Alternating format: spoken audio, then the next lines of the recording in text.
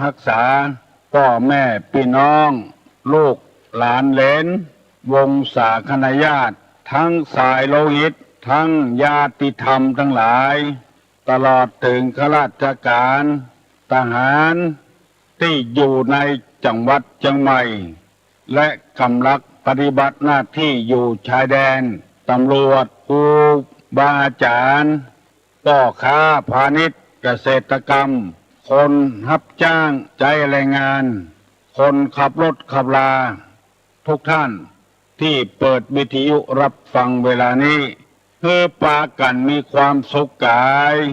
สุขใจเหมือนกันทุกคนตลอดกาลนานก่อนที่จะได้ดำเนินรายการต่อไปนี้ขอปากันยกมือ10 นิ้วไว้พระพุทธพระธรรมพระสงฆ์เอาไว้เป็นสรณะที่พึ่งพนมมือขึ้นว่าพร้อมกันอะระหังสัมมาสัมพุทโธภควาพุทธังภควันตังอภิวาเทมิกราบสวากขาโตภควตาธัมโมธัมมังนัมมัสสามิ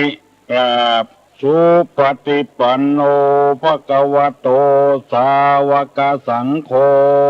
สังฆังนะมามิกราบ หันทมยังพุทธัสสะภควโตบุพภาคณะมะกะลังกะโลมาเสนะโมตัสสะภะคะวะโตอะระหะโตสัมมาสัมพุทธัสสะนะโมตัสสะภะคะวะโตอะระหะโตสัมมาสัมพุทธัสสะนะโมตัสสะภะคะวะโตอะระหะโต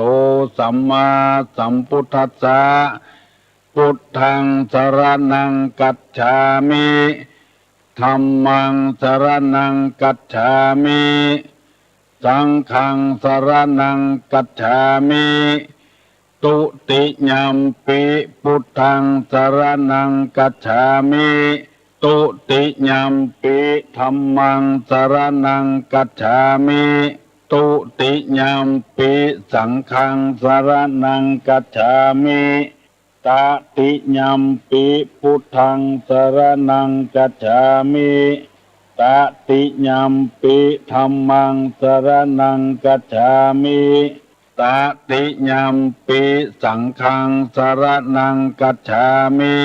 อิติปิโสภะคะวาอะระหังสัมมาสัมพุทโธวิชชาจรณะสัมปันโนสุขโตโลกาวิทูอนุตตะโลปุริสะธรรมสารถิสัทธาเทวะมนุษย์สานังพุทโธภควติสวากขาโตภควตาธัมโมสันติทิโกอากาลิโกเอหิปัสสิโกโอปะนะยิโกปัจจตังเวทิตาโพวินโยหิติสุปฏิปันโนภควโตสาวกสังโฆอุจุปฏิปันโนภควโตสาวกสังโฆญาญาปฏิปันโนภควโตสาวกสังโฆสามิจิปฏิปันโนภควโตสาวกสังโฆญะติตังจัตตาลิปุริสายุคานิอัฏฐาปุริสาปุคลาเอสะภะคะวะโตสาวกสังโฆอาหุไนโยปาหุไนโยทักขิไนโยอัญจลิกาลนิโยอนุตตะลังปุญญเขตังโลกัสสติกราบหนึ่งกราบสอง กราบสามกาเลนะธรรมัสสวนังเอตัมมังคลมุตตมังมาแล้วเนอะมาถึงแล้วเสียงก้องเสียงก้องเสียงมองต่ำเข้าเสียงตุเจ้าเทศนาธรรมมาถึงบ้านมาถึงบนเรือนมาถึงในเรือนมาถึงในมุ้งในสุดมาถึงในเรือนไฟมาถึงเพียงห้องน้ำมาถึงในรถที่กำลังขับอยู่มาถึงในกาดที่ติ้ววิทยุไปเปิดตัวมาถึงกูที่กูตางนึกที่พี่น้องทั้งหลายเปิดวิทยุรับฟังเพื่อให้โอกาสท่านทั้งหลายได้มีความรู้มีความเข้าใจเรื่องการไหว้การสา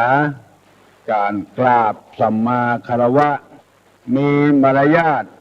ที่ดีสมกับเป็นพุทธบริษัทในทางพระพุทธศาสนาซึ่งบรรพบุรุษของเราได้ยึดเอาไว้เป็นศาสนาประจำบ้านประจำเมืองโดยที่เป็นศาสนาที่มีแก่นมีสารไหว้สาเคารพนับถือนำไปปฏิบัติแล้วบ่เป็นพิษบ่เป็นภัยกับไผเป็นเรื่องที่ดีของสังคมอยู่ตลอดเพราะในทางพุทธศาสนานี้สอนเดินทางแบบธรรมชาติบ่ฮือบิดบ่ฮือเบียดธรรมชาติก็คือสิ่งที่มันเกิดขึ้นมาเองเป็นมาเองมันเป็นเชื้อใดมันเป็นเชื้อนั้นคนทำดีความดีมาตอบสนองคนทำความชั่วย่อมตอบสนองปลูกพืชปลูกผักชนิดใดผลที่ได้รับมาก็พืชเช่นนั้นผักชนิดนั้นธรรมะก็อย่างนั้นถ้าปฏิบัติอย่างใดผลก็จะแสดงขึ้นมาถ้าแบบปฏิบัติเลยผลก็บ่แสดงขึ้นมาเหมือนกับเฮาปลูกมะม่วงที่เฮาจะกินที่เฮาปลูกก็บ่ได้กินไปกินมะม่วงของบ้านอื่นคนอื่นพูนที่เพิ่นปลูกมีลูกก็จำเป็นได้ทุกข์กับลูกถ้าหมีก็บ่ได้ทุกข์กับลูกหรือบ่หมีเอาลูกคนอื่นมาเลี้ยงเอาหลานคนอื่นมาเลี้ยงลูกคนตัวเองมาเลี้ยงก็ย่อมจะเป็นทุกข์เช่นเดียวกันถ้าหากบ่ใครทุกข์กับลูกกับหลานเฮาก็บ่ไปพัวพันกับมันบ่เอามาเลี้ยงมันก็บ่ทุกข์ยกตัวอย่างให้เป็นธรรมชาติที่พี่น้องทั้งหลายได้ฟังแล้วมันเป็นธรรมชาติคนที่บ่มีรถก็บ่เดือดว่าน้ำมันแพงเพราะว่าบ่มีรถเอาน้ำมันเข้าใส่เปิ้นก็บ่เดือดหมู่ที่มีรถก็เดือดเพราะน้ำมันแพงมันเป็นธรรมชาติเพราะเอาซื้อรถมาต้องใส่น้ำมันเมื่อมีรถแล้วมีน้ำมันแล้วบ่มีคนขับก็ต้องตกทำแล้วตัวเองขับบ่จ้างขับบ่เป็นได้อันนั้นมาก็ต้องเป็นทุกข์กับอันนั้นถ้าบ่ได้ก็บ่เป็นทุกข์บ่มีเงินบ่มีทองก็เป็นทุกข์เพราะเฮาใจสุรุ่ยสุร่ายเฮาขี้ค้านบ่ประกอบอาชีพอันใดอยู่กินละเหินเปิ้นขอบไปเลยอันนี้ก็คือเป็นธรรมชาติเปิ้นมั่งมีสีสุขเพราะเปิ้นมันเปิ้นขยันตื่นเมื่อตีสามตีสี่แล้วเฮายังอยู่ที่นอนอยู่ประเดี๋ยวนี้เฮาก็สู้เปิ้นบ่ได้เปิ้นได้ไปไกลแล้วอันนี้พูดสำหรับคนธรรมดา ตอกกาพาณิชย์โอนเนี่ยให้ใส่สวน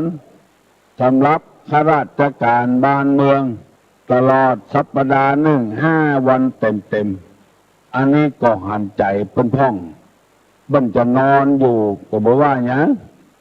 นอนประเตอะอาจารย์เอ้ยนอนประเตอะครูเฮ้ยตำรวจเอ้ยทหารเอ้ย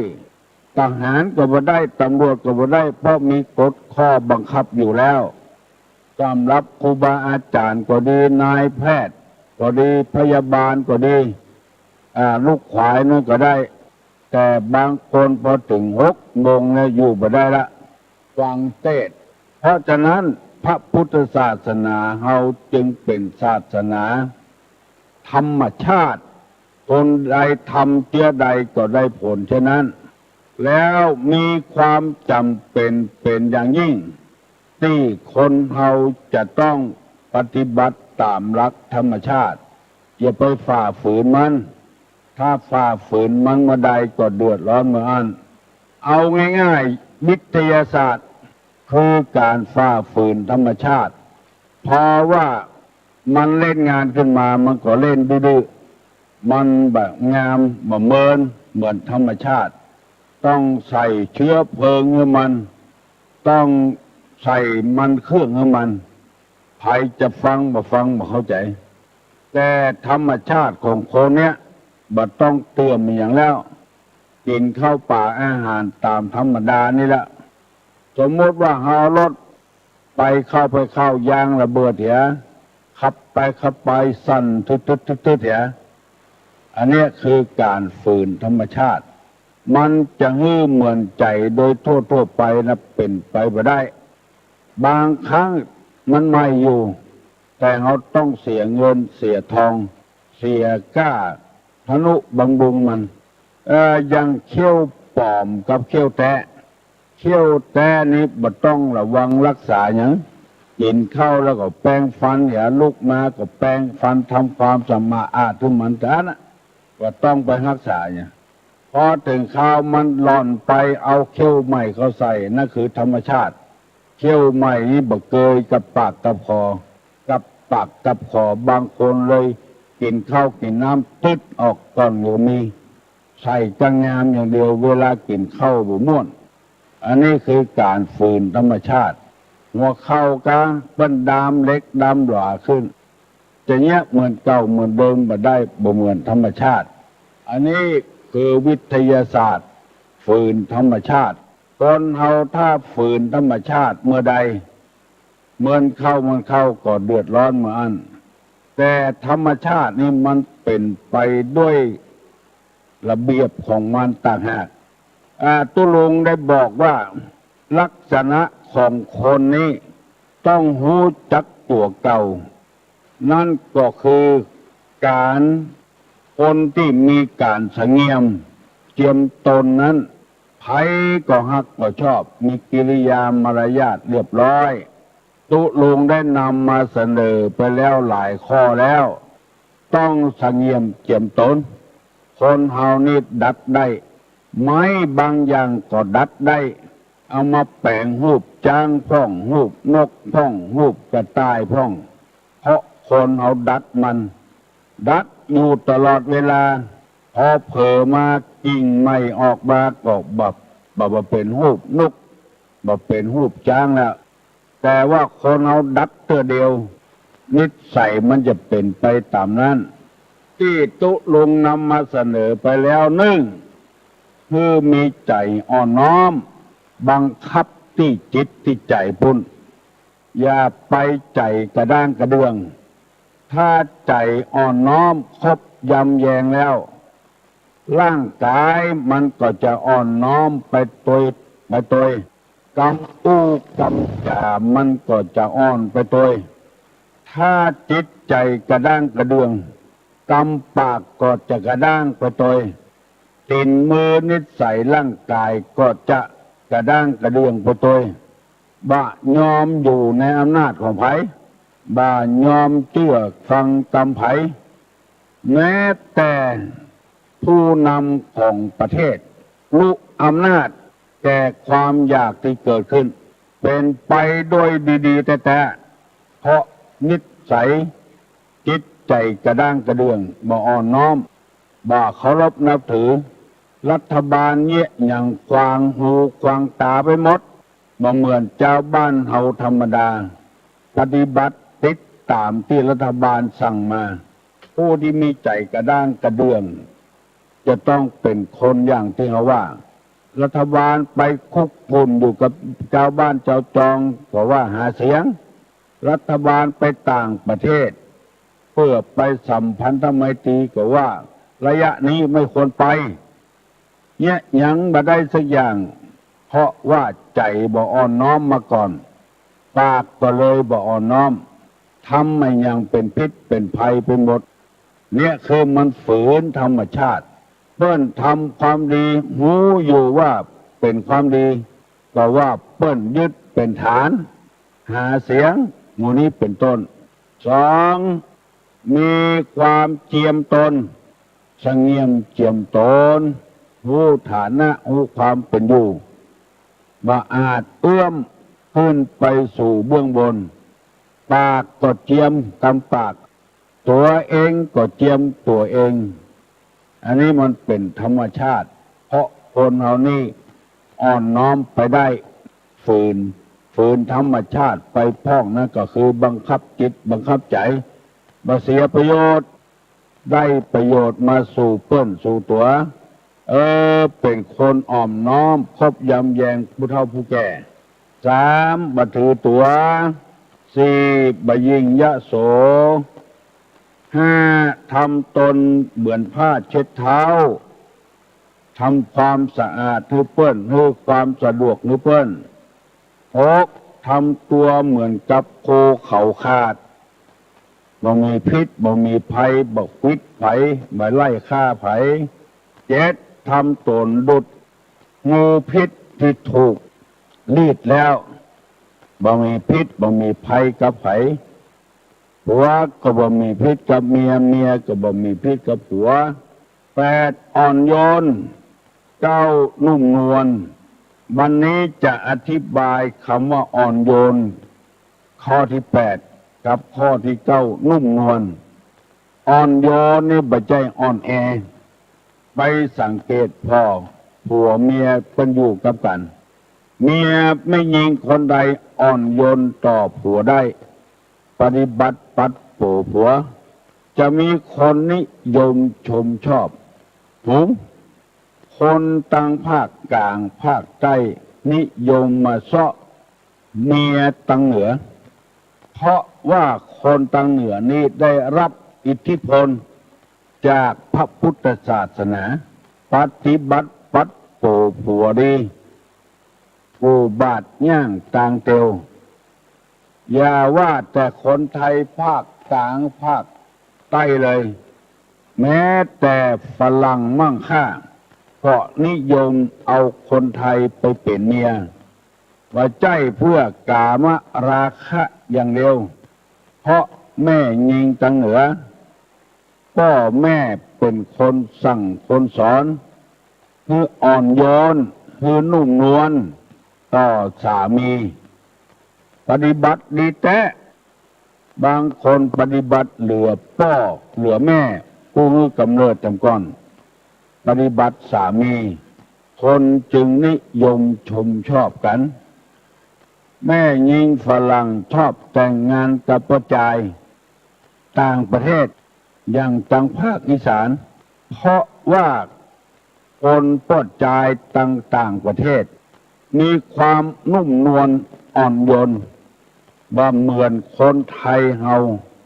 เหี้ยมโหดกินเหล้าเมายามาแล้วมาไล่เตะลูกเตะเมียว่าจะได้ก็บ่ฟังลูกอยู่คนตี้คนต่างคนจอกคนแจ้งเหี้ยมโหดบ่อ่อนโยนบ่นุ่มนวลเหมือนฝรั่งนี้ไปที่ไหนเอาเมียนำหน้าต่างคนต่างอ่อนโยนนุ่มนวลเข้าใส่กันแม่ยิงไทยก็อ่อนโยนนุ่มนวลพ่อชายฝรั่งก็อ่อนโยนนุ่มนวล มันต่อยกันได้บ่มีพิษบ่มีภัยกับกันที่นำมาเสนอนี้เพื่อให้สังคมเฮาอยู่ได้มีความสุขบานหวานใจพยายามปรับปรุงเอาได้เน้อก็ออกไม่ออกศรัทธาบางคนมาสอตุลุงว่าตุลุงตุเจ้าวัดนี้ที่โคตรเอาใจตัวเองว่าจะก่อสร้างห้างแปลงหยังเอาใจตัวเองว่าไผ่ทัดทานไผ่คัดค้านไผ่บอกกบฟังเอาใจตัวเองว่าอันนี้คือความบ่อ่อนโยนความบ่นุ่มนวลบางแห่งบางที่จะคิดจะสร้างอย่างบาทำแบบทำแปลนเสนอตามลำดับชั้นให้สร้างก็สร้างไปแล้วสร้างหาดมาแล้วสักกรรมก็มีเพราะว่าบ่อ่อนโยนบ่นุ่มนวลเอาใจตัวเองว่ากระด้างกระเดื่องมาบวชในธรรมวินัยยังบ่เข้าใจดีเตื้อก็เลยทำตัวเหมือนกับเป็นเจ้าบ้านธรรมดาพฤติกรรมเป็นเช่นนั้นไผว่าก็บ่ได้เปิ้นตักเตือนก็ว่าเปิ้นอิจฉาเปิ้นแกล้งว่าได้พยายามปรับปรุงนิสัยตัวเก่าให้นุ่มนวลให้อ่อนโยนมีหลายวัดหลายวาที่ศรัทธาบ่อยไข้เข้าวัดเขาว่าเพราะตุเจ้าบ่อ่อนโยนบ่นุ่มนวลสวกมือศรัทธาไปปล่อยหลวงบ่โตยขบวนขตานไปที่อื่นที่ไกลเหรอคนที่คนต่างที่นำมาเสนอนี้บ่ได้ว่าให้ไผสักคนเพื่อให้พ่อแม่พี่น้องลูกเต้าหลานเลนพระสงฆ์พระเจ้าได้มีนิสัยนุ่มนวลและอ่อนโยนหรืออ่อนโยนและนุ่มนวลอู้กับพอออกไม่ออกอู้อย่างนุ่มนวลเข้าใจดีอย่าไปโอหังทังแตกลูกเต้าก็ดีผัวเมียก็ดีก็กับแม่ก็ดีหัวหน้าคนก็ดี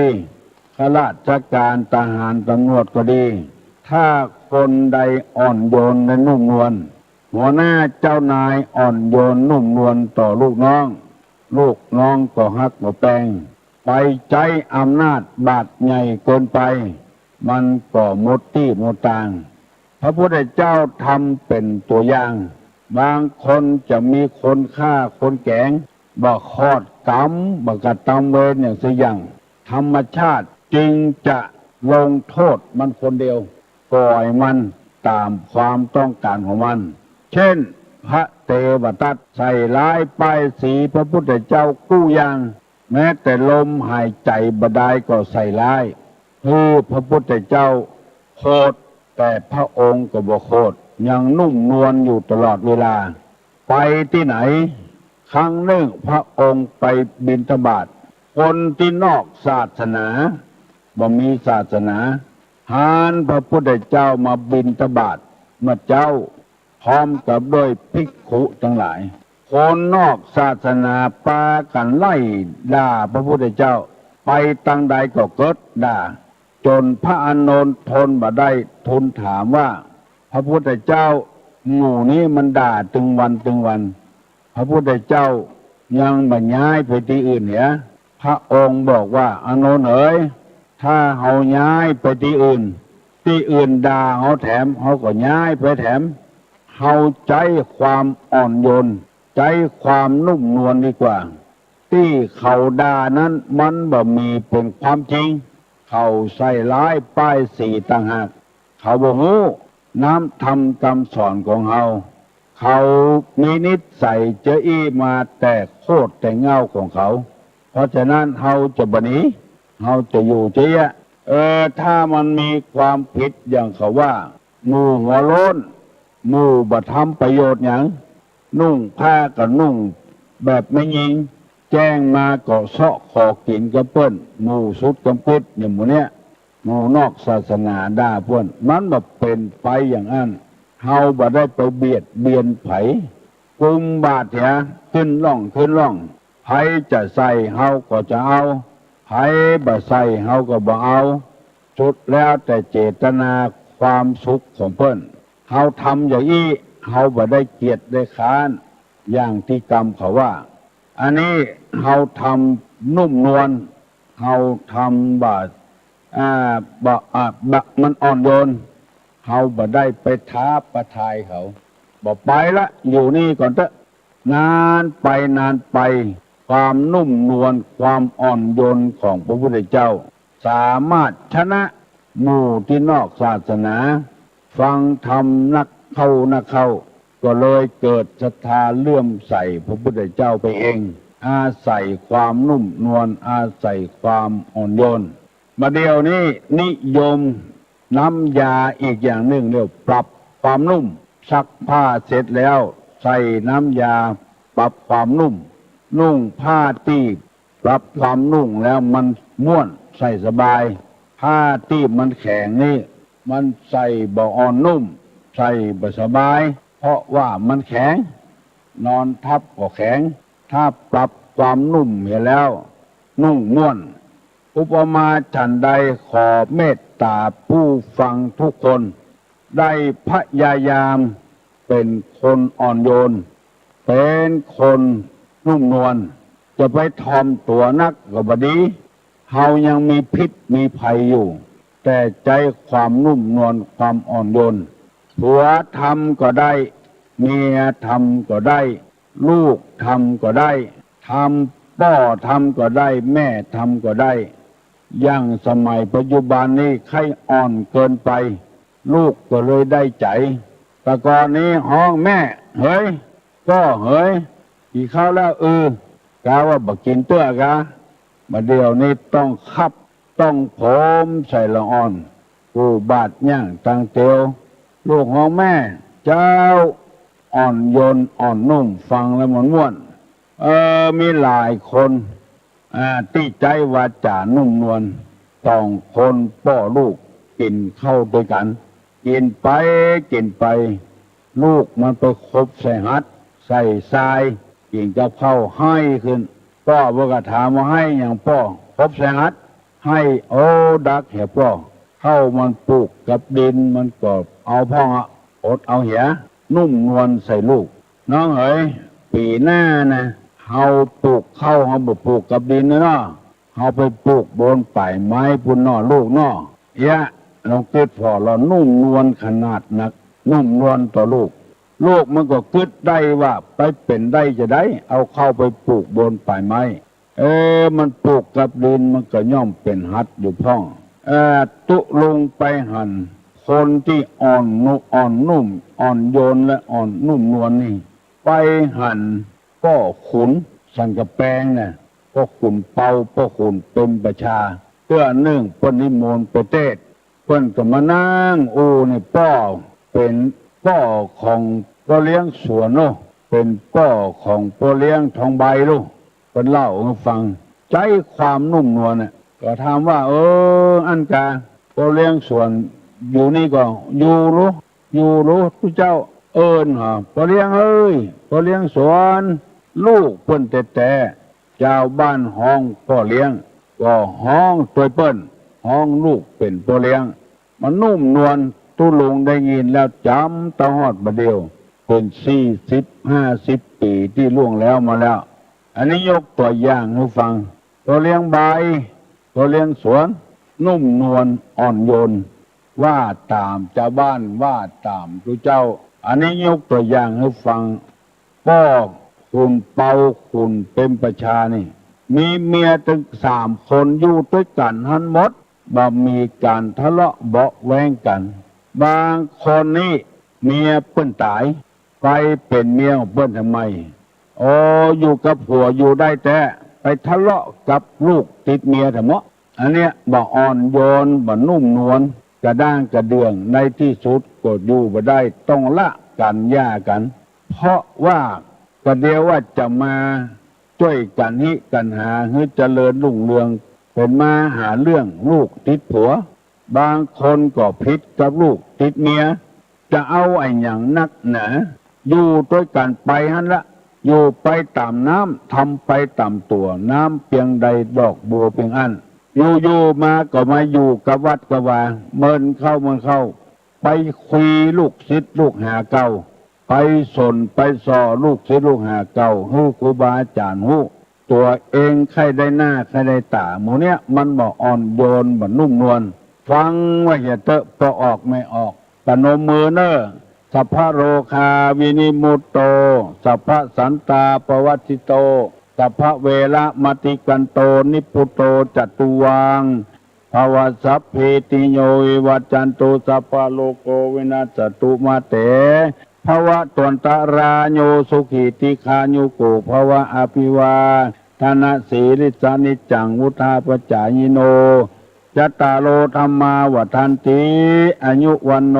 สุขังปะลัง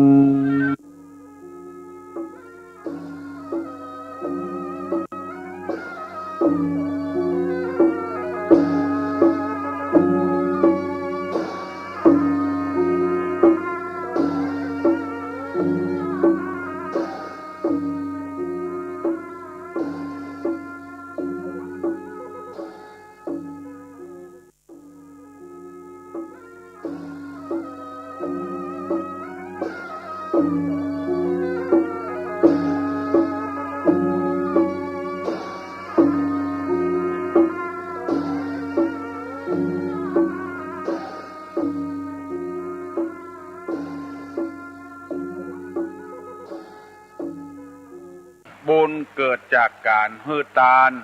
รักษาศีลและภาวนาแถมอันหนึ่งเรียกว่าธรรมัสสวนามัยบุญสำเร็จด้วยการฟังธรรมพี่น้องข้องหิ่งทั้งหลายได้ฟังธรรมะก็เป็นการสร้างบุญอันหนึ่งเรียกว่าธรรมัสสวนามัย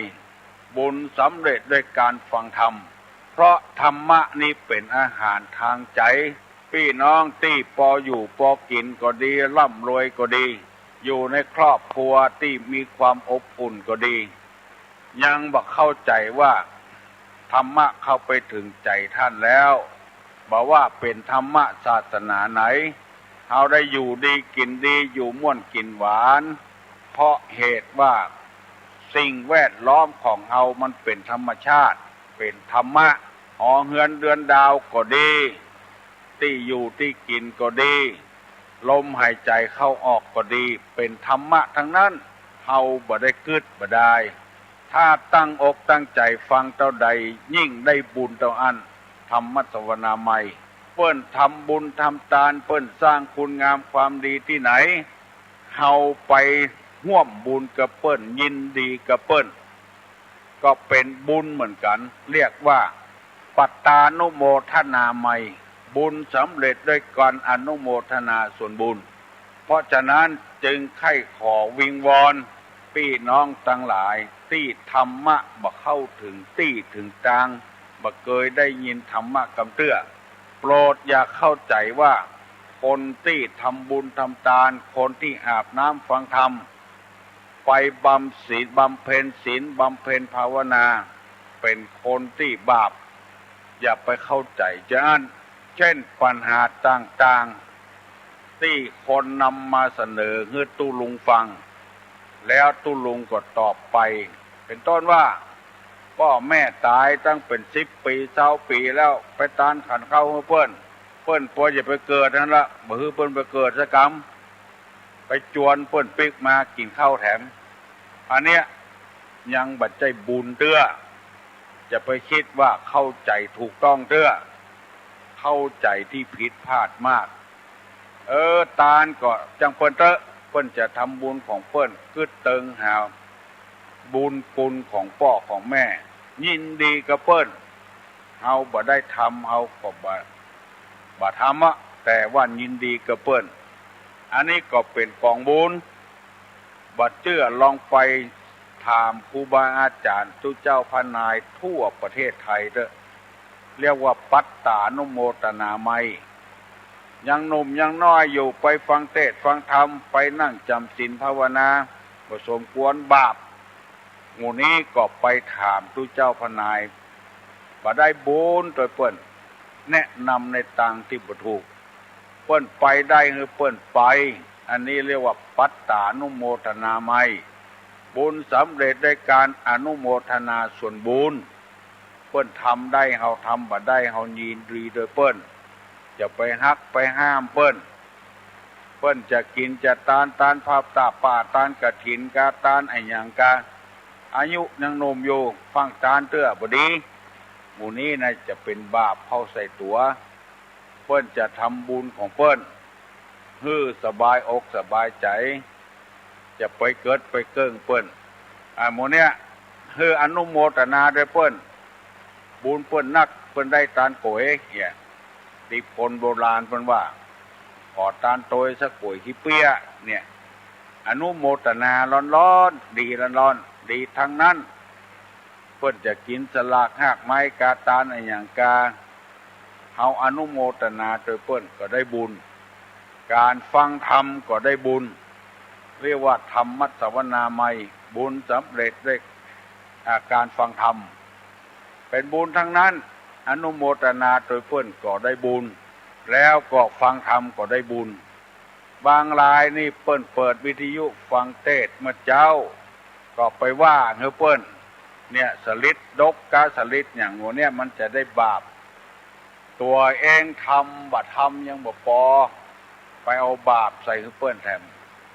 เป็นอันคืดอันจาประตกประเสียงละอ่อนแบกตุงสามหางเข้าประจาก็ว่าเป็นบาปมันบัดใจตัวอย่างอันน่ะบาปมันทำประโยชน์ให้มันบัดทำประโยชน์ให้สังคมน่ะเดือดร้อนถึงตัวเองเดือดร้อนกับคนอื่นอันเนี้ยคือตัวบาปถ้าอันใดบัดเดือดร้อนตัวเองบัดเดือดร้อนคนอื่นอันนั้นบัดใจบาปเปิ้นจะทำมาอย่างของเปิ้นปล่อยให้เปิ้นทำไปในทางบุญบางทีนั่นเฮาบ่ฮู้ได้เงินเปิ้นว่ามาก่อนเฮาก็ว่าโดยเปิ้นมีหลายเรื่องหลายราวให้ปรับความเข้าใจกับพี่น้องคองหิ่งทั้งหลายที่บ่เคยฟังเข้าใจผิดมาแต่เมินคือเข้าใจถูกอันใดเป็นประโยชน์กับวัดกับวากับศาสนากับประเทศชาติบ้านเมืองอันนั้นน่ะคือตัวบุญตัวบาปนั้นไปแถมอย่างที่ตุลงนำมาเสนอได้2 วันแล้วตัวบาปตัวคืดตัวเนี่ยเดือดร้อนตัวนำมาเสนอให้พี่น้องทั้งหลายถึงหมดกันก็ 4-5 ข้อแล้วอธิบายไป1 ข้อแล้วเช่นตึดกระแสแผ่ตวานร้อนพนมถมสมุทรพุทธรณีปีสมณะอันนี้6 ข้อเนี่ยอันนี้คือบาปควรจะดีห้ามกันอันเปิ้นจะไปทำบุญตานกันเข้าเฮือผัวเก่าเปิ้นกาอย่างกาตานนอกวัดในวัดในอย่างบาท่านแนะนำกันอันนั้นมันจะเป็นส่วนบดีเปิ้นทำของเปิ้นให้เปิ้นสบายใจเปิ้นอันตืดกระแสนี่มันบาปแต่ดังตีนำมาเสนอเมื่อตะว่ากระแสตืดนี่หมายความว่าปิดอุดไว้กระแสนี่หมายว่าทางเดินปิดทางเดินเขาหรืออุดปิดทางน้ำเขาน้ำที่มันไหล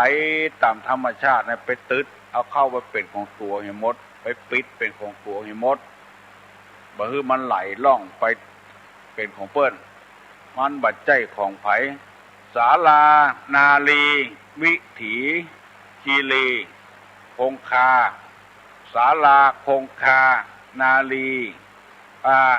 ศาลาคงคาคีรีวิถีหมู่นี้มันบัดใจของไผจะไปตึดเอาเป็นของตัวได้อย่างเพิ่นเป็นศาลาหิมตางเนี่ยย้ายครอบย้ายครัวปากันไปอยู่เต็มมันเนี่ยหมดไผจะไปพักก็พักมาได้อันเนี้ยคืดไปตึดหนทางเพิ่นคงคาคือโต๊ดตึดแม่น้ำเนี่ยไปปิดแม่น้ำตึงแม่เอาเป็นของตัวให้หมดเดือดร้อนอย่างที่เฮาได้ยินข่าวมาว่าไปกั้งเอาแม่น้ำเข้าไปสู่นาสู่บ้านสู่จองเฉพาะในตำบลอำเภอตรงนั้นแต่ว่าน้ำท่วมบ้านท่วมเมืองเดือดร้อนยิ่งกว่าบ้านตัวเก่าก่อนอันนี้จังพิษกันเป็นครั้งเป็นคราวท่านเปิ้นจะทำวิธีทำไมก็บ่พอใจและเดือดร้อนกันประท้วงกันพอไปตืดน้ำแล้วก็คีรีนั่นก็คือดอยไปเพลต้นไม้ต้นตอกเผาไม้เผาตอก เอามาปลูกมาฝังน้ำท่วมพี่น้อง10 ชาวบ้านอันเนี้ย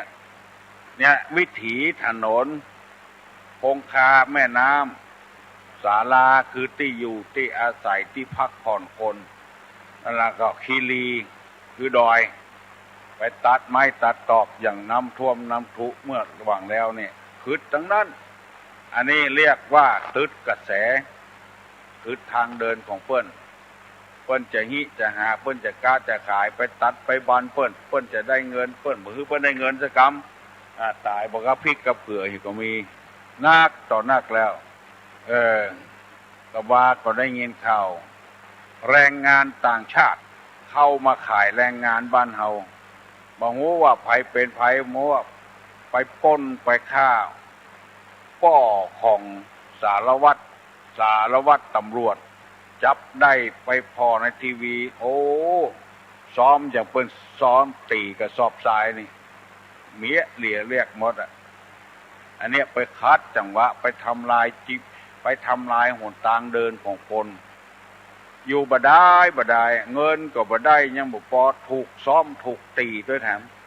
เพราะบ่ได้รับธรรมะธรรมโมวันนี้จะได้นำเอากรรมที่ว่าแพทย์ตวานมาเสนอเฮือตั้นผู้ฟังทั้งหลายได้รับฟังแถมเน้อคำว่าแพนี่ก็เป็นที่ฮู้กันทั่วไปแพอำนาจแพวาสนาแม่ออกไป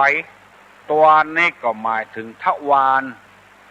นี่ก็คือประตูทวารของคนนี้มีกายะตวารวจีตวารมโนตวาตัวเลวจีตัวเลมโนตัวเลทวารปากทวารเบาทวารนักคือตี้ขี้ตี้เยี่ยวทวารนักก็ตี้ขี้ที่บาดาตี้เบาก็คือตี้เยี่ยวอันนี้เป็นทวารกรรมแต่นี่ทวารนี่คนเมืองเขาว่าตวานตะวานคนไทยเป็นว่าทวารตัวเลน่ะทวารนั่นเอง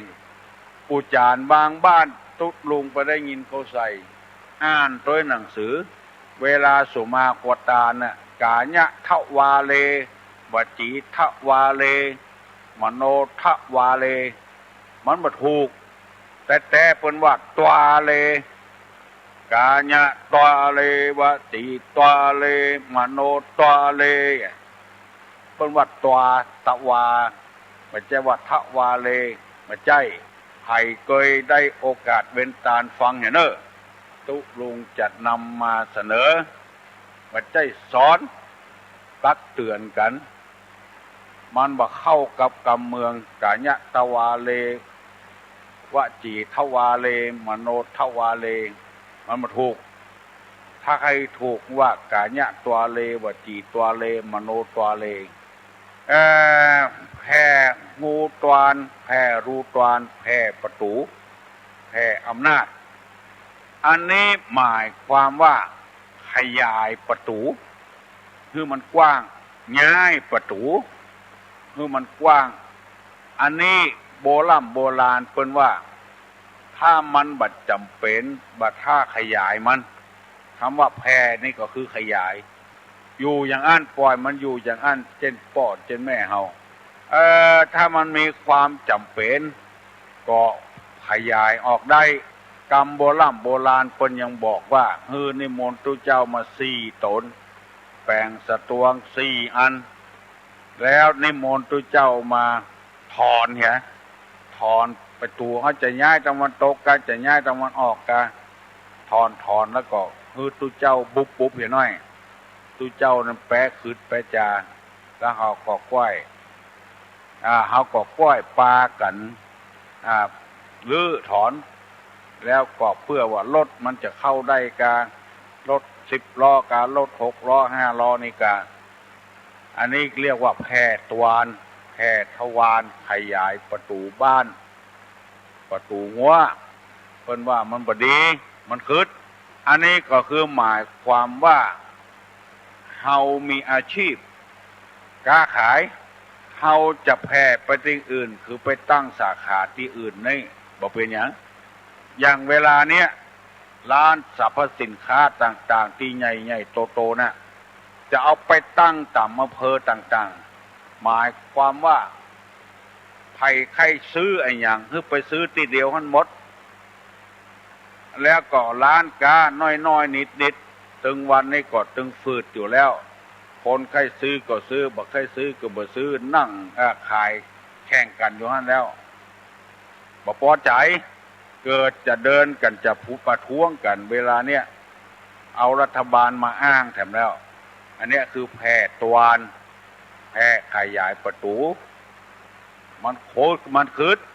คำว่าคืดนี่ก็อาถรรพ์คนบ่พอใจกัน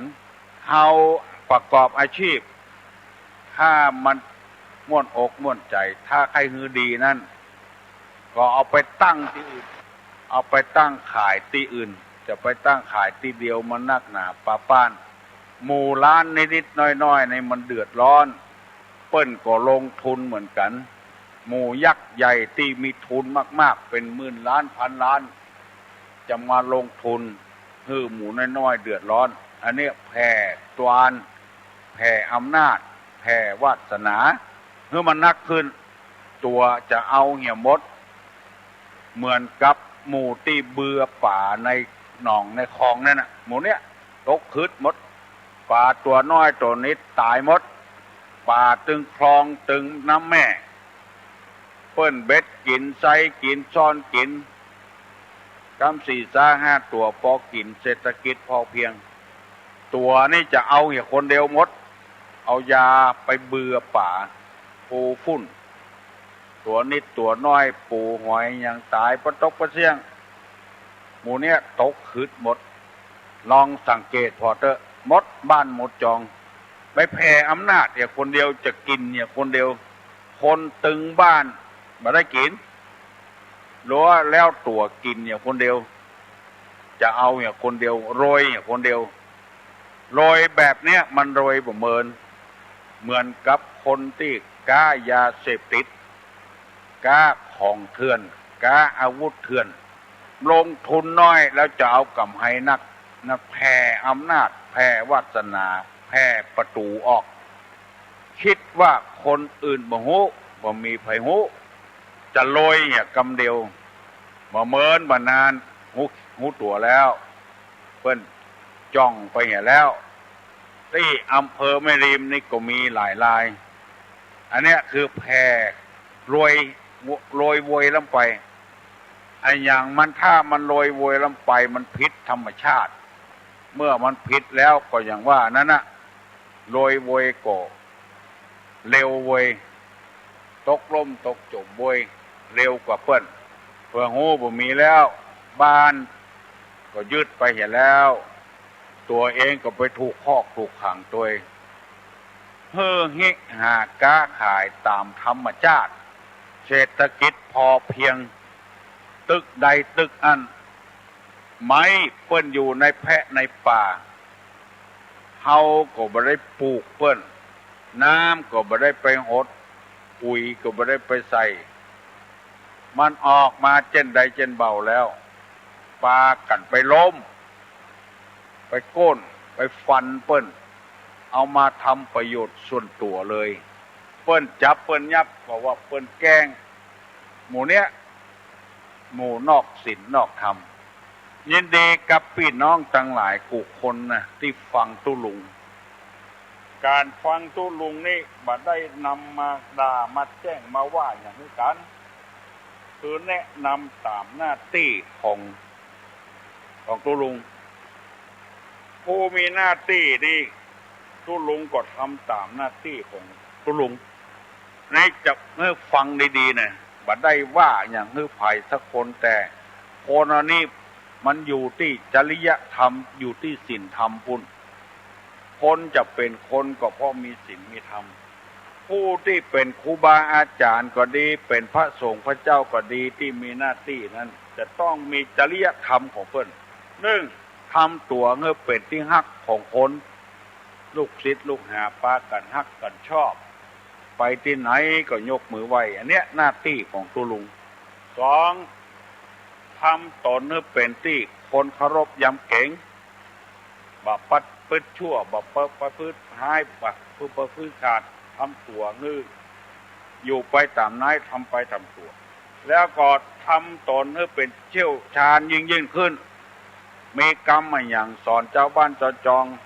ก็เพิ่มให้เจ้าบ้านเจ้าจองได้มีความรู้อุตสาห์พร่ำสอนวิชาต่างๆเป็นข้อที่สี่เนี่ยตื่นมาก็เอากรรมรู้มาให้แก่กันมันเป็นหน้าที่จะต้องทำแล้วก็อดทนต่อถ้อยคำมีภาควิจารณ์อันนี้เราก็ต้องพยายามปฏิบัติตามนั้นอดทนต่อนั้นเพราะคนมันบ่รู้อาจจะวิพากษ์วิจารณ์ได้ที่คนรู้ก็อย่างพอออกไม่ออกที่ฟังเนี่ยยอมรับและแถมกรรมหนึ่งเป็นข้อที่6ว่าขยายกรรมลุ่มลึกคือแจ่มแจ้งเกี่ยอย่างเขาว่า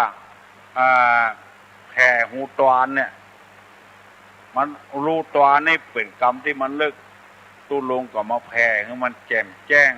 ย้ายประตูกาย้ายกรรมคืดของคนตนเองกาเบื่อป่าในหนองในคลองกาหมู่เนี้ยเอาอำนาจมันเป็นกรรมลุ่มลึกก็ขยายให้มันแจ้งข้อ7ว่าบัดชักนำให้ลูกศิษย์ลูกหาไปในทางผิดคือหมายความว่าให้เดินไปทางแผ่นที่เดียวกัน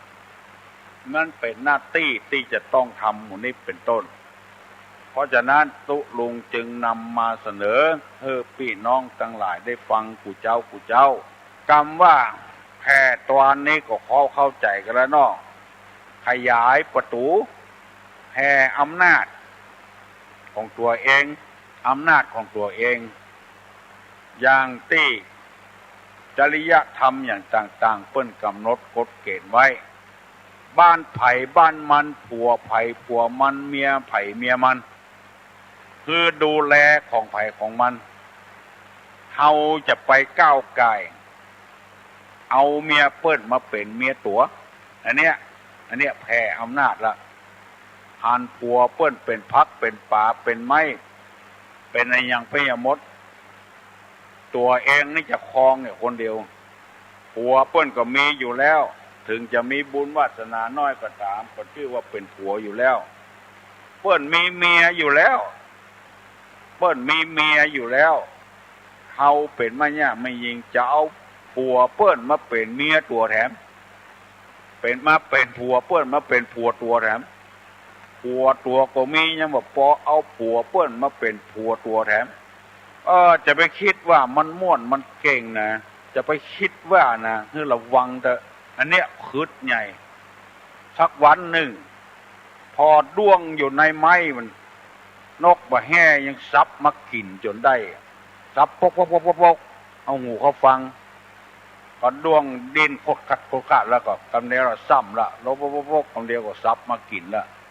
จะไปคิดว่าตัวเก่งนะหัวเปิ้นก็มีแล้วเอาเมียตัวก็มีอยู่แล้วเอาเมียเปิ้นมาเป็นเมียตัวแถมเอาผัวเปิ้นมาเป็นผัวตัวแถมจะไปคิดว่ามันง่ายๆนะมันลำบากเนอะพี่น้องทั้งหลายขอให้ฟังเนี่ยก่อนเนอะอันเนี้ยคือแผ่ตวานแผ่อำนาจแผ่วาสนา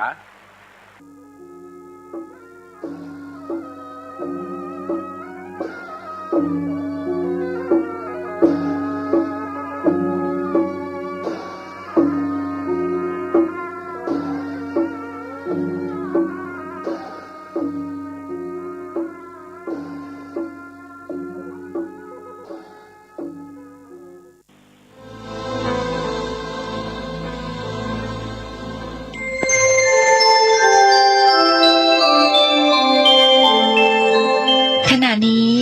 ท่านกำลังฟังสถานีวิทยุกระจายเสียง FM 104.5 เมกะเฮิรตซ์